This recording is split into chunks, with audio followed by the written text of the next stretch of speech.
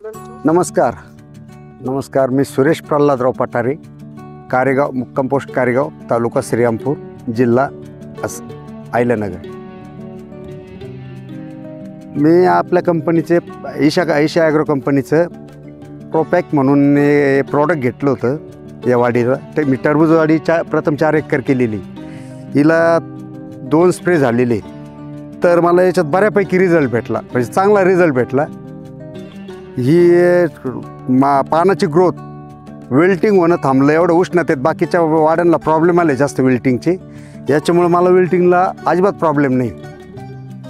म्हणजे अख्ख्या वाडीत अर्धा टक्कासुद्धा विल्टिंग नाही. बाकीच्यांकडे ना एका बेडला 10-20 वेल खराब झालेली, 50 वेलापर्यंत खराब झालेली. तसं माझ्या एका बेडमध्ये क्वचित 1 ना 2 वेल क्वचित एखाद 2 ठिकाणी निघतात. आणि याच्यामुळं मालाची चकाकी, ग्रोथ, फळाची साईज, फळाची वाढण्याची क्षमता खूप फास्ट आहे. प्रोडक्ट एकदम अतिशय सुंदर, अतिशय चांगलं आहे. याच्या अगोदर आमची ना वेलाची वाढच होईना. आम्ही खूप प्रयत्न केले, भरपूर फवारण्या घेतल्या, भरपूर लिक्विड पण खालून सोडण्याचा प्रयत्न केला, विमी सगळं सोडण्याचा प्रयत्न केला. त्याच्यात काय एवढं फास्ट आम्हाला रिझल्ट वाटाना.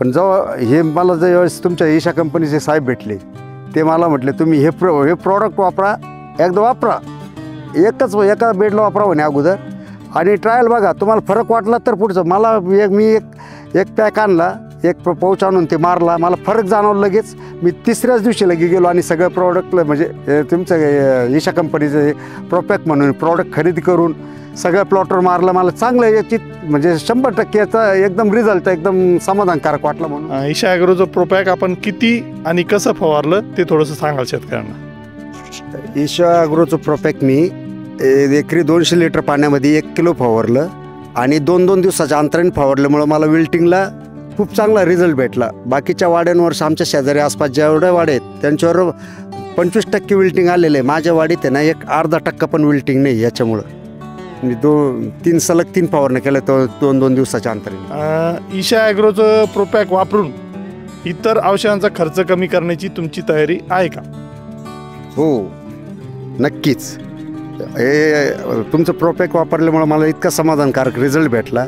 त्याच्यामुळं मी इथून पुढं पण हे आत्ता तर वाढीला वापरलंच, पण इथून पुढं पण मला पावसाळ्यात जे काही फळभाजीची पिकं करायची त्याच्यासाठी मी पहिला आग्रह प्रोपॅकचा धरणार, तुमच्या ईशा कंपनीच्या प्रॉडक्टचा धरणार.